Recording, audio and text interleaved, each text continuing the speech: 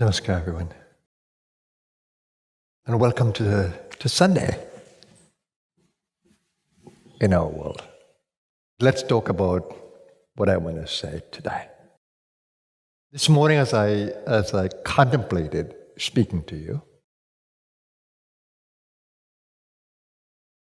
my mind ran on the condition of the world. I guess it's my birthday coming up, birth anniversary of the body, and I'll be 68 years on the planet, in this body.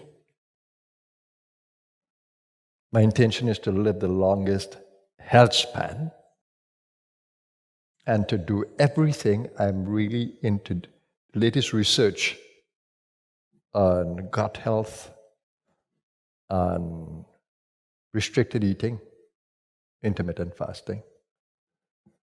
Also, what is happening in terms of chemistry.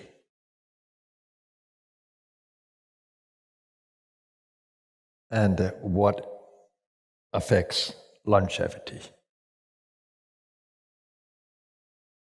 lifespan, health span, lifespan. And the latest research is, I'm one for research, I'm one for learning everything there is to know, because it confirms the things that I know and believe in. But let's talk about what I want to say today, and that's the condition of the world. When I look at the world, I can't but see the truth of the yugas and see how much the philosophy of the yugas are relevant to what's happening in the world today. Let's take a worldview. Any field you want to take, it shows up the same thing. Let's take the field of education, for example. We have been caught in colonial systems, servitude. We are packed away and sent to schools as soon as we know ourselves. We are taught in a regimented way, and we are taught to live in a capitalist society, profit-making. You work to make a profit. You learn how to work. You pick up a field of work, profession. You're graded by that. You're taught along those lines. Oh, amazing.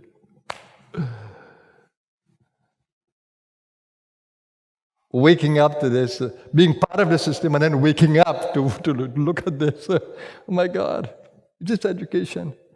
No idea of holistic thinking. Now, just like we treat with food, we process the food and then throw a few vitamins in there and a few minerals in there and say, wow, vitamins and minerals added. We damage the food beyond that which we know.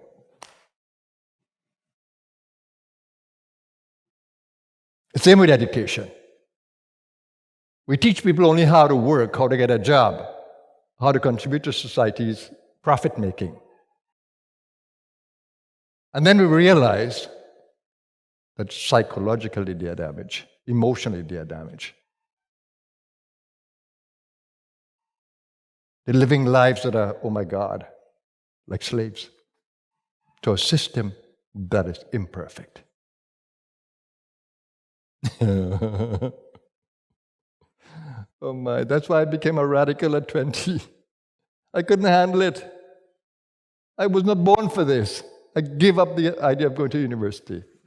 And I went to India, roaming in there. I need to know who I am. Of course, I came back and went into the system, but different consciousness, different goal, different view.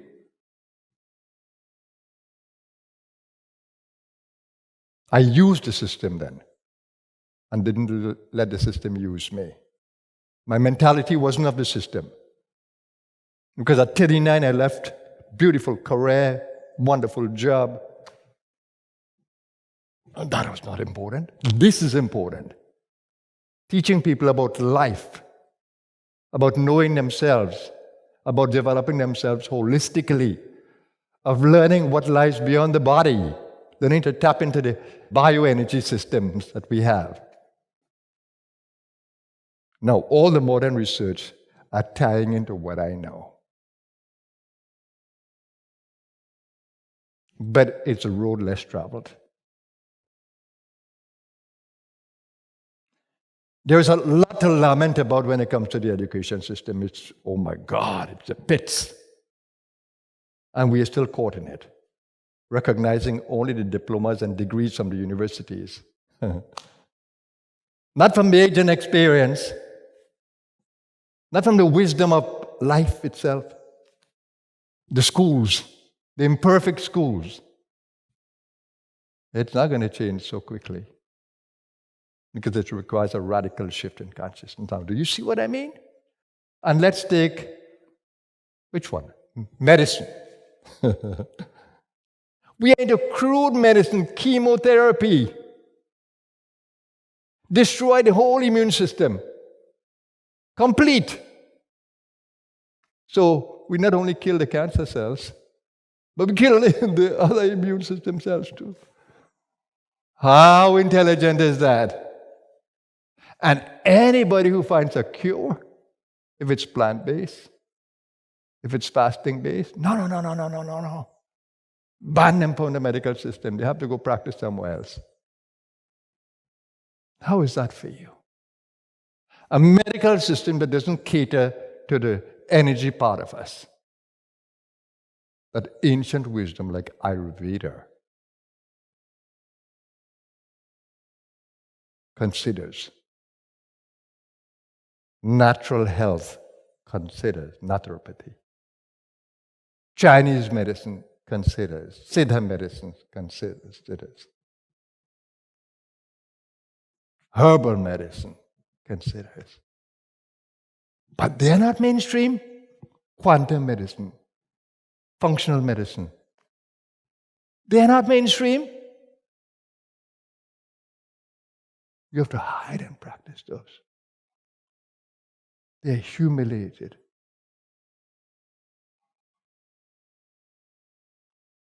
Need I say more? Only one anatomy we know. The crude one. Human physiology, the animal physiology. Nothing to do with the energy of chakras, of nadis, of meridians. Nothing to do with that. I live my life by chakras, nadis, meridians.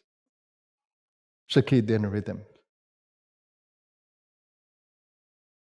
Natural medicine. Nature's pharmacy.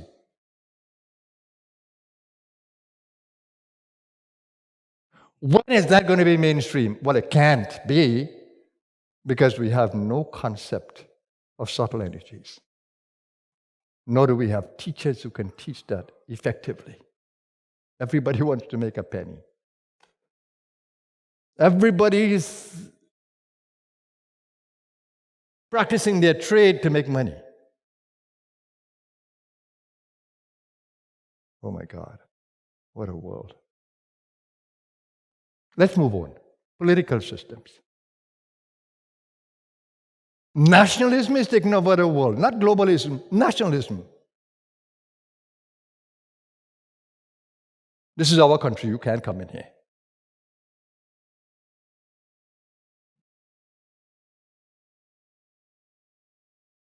We don't share from the excess that we have. And we promote capitalism to such an extent that a few people in the world have all the money and the majority have the little. How's that for you? How is that for you? Countries are warring with each other, but that's the social aspect. This is the political aspect. Governance across the world are separate. Promoting so much national consciousness. There's nothing wrong with national consciousness. But what about global consciousness too? We're all human beings on a planet. We don't share. We have enough food in the world. We have enough everything. No equality in sharing. The Blue Star is non-profit, charitable. It's about sharing. My heroes when I was growing up was always those leaders who ruled unselfishly, who would go and learn, and who would treat their subjects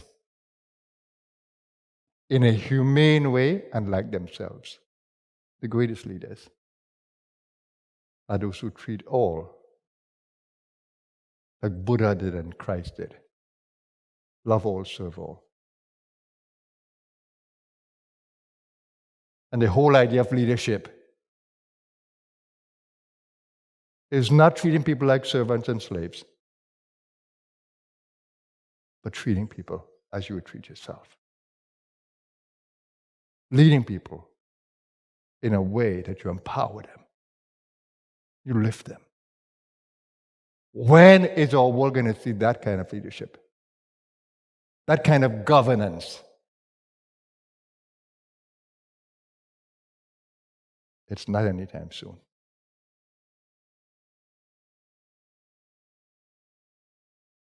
And then take the social system. Total inequality across the world.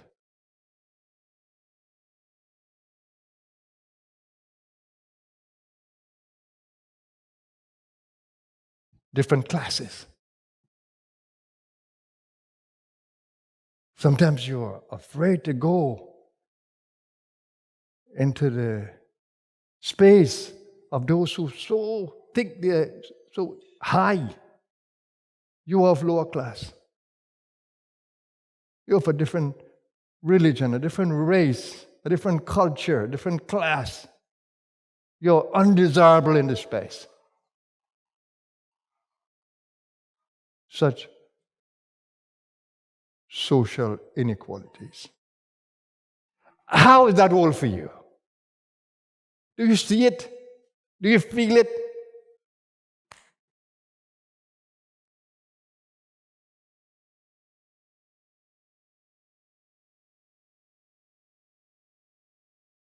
And all these profit-making people. Look at the food they sell. All denatured and processed, and the harvest eating those. You put caffeine in there, you put all the things that would make people want to eat again and again and again and again. And all the jams and juices and jellies to make you want to buy things and eat the wrong things and become obese, and all the chronic diseases that we end up with: a leaky gut, bad gut health, affecting the mind, but we don't see it. That what happens in the gut affects the mind. We don't see it. We are not taught it.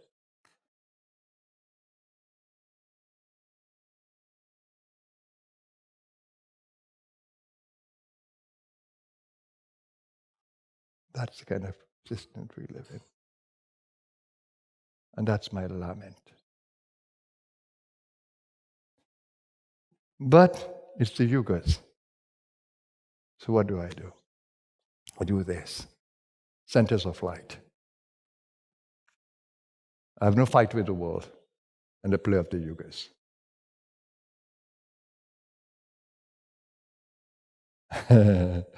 But I'm in the creative fortress where we can shield those people of a different consciousness, where we can protect them, and where we can grow the consciousness of the future. Where we can protect those souls of the light that can be the messengers of the future. That's my goal. I don't need to change our world. I need to work with those souls who are ready to inner change and transformation, to be soldiers of a new world. Light workers. That's my goal. That's my goal for the rest of the years that I'll be on this planet. There's no death consciousness in me. Absolutely no death consciousness. I cannot die. I'm not this.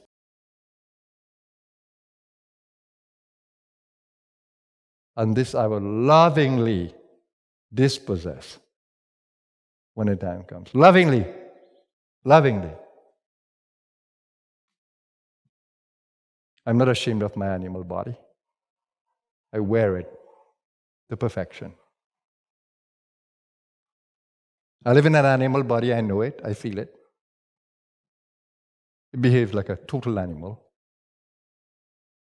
But I've made it a pet. I know it completely, and I give more care to it at this age than at any time before. I put it to bed, I feed it, I give it play, I exercise it, I listen to it, I look after it. My animal body. Fingers, I have to cut nails, fingernails, I have to trim toenails.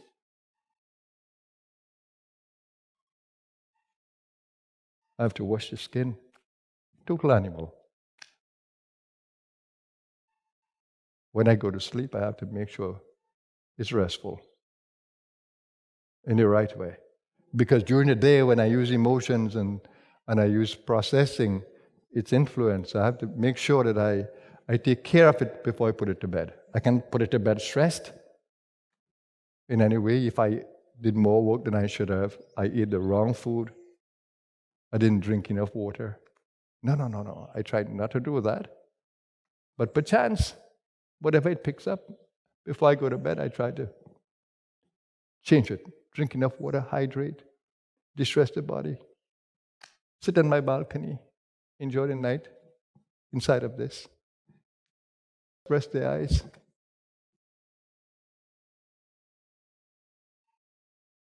What is my joy of living? That I can serve the universe.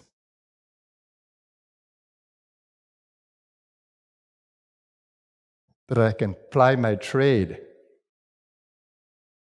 of waking up souls to the light. Bringing them together, holding them together, creating sustainable communities where we can be an example to the world, the blue star. I didn't choose the name Blue Star.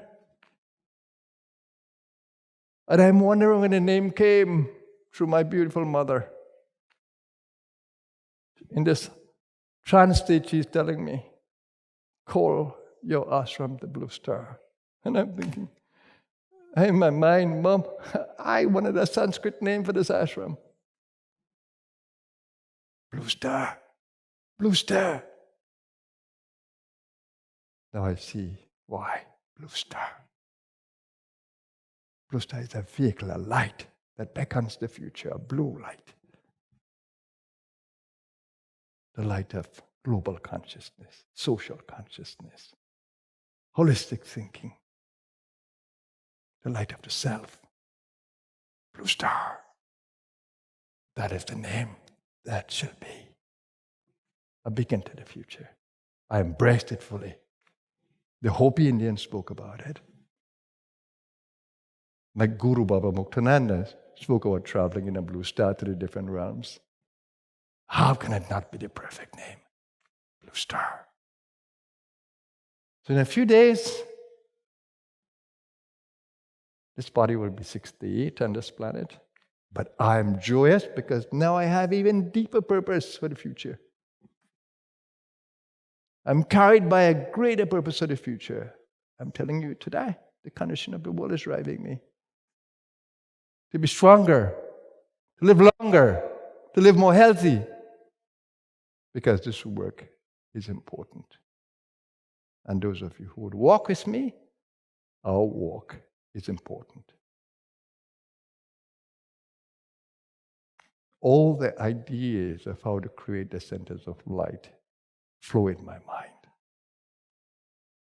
From the moment I wake up in the morning to the moment I go to bed, there's so much excitement in my being about all the next steps.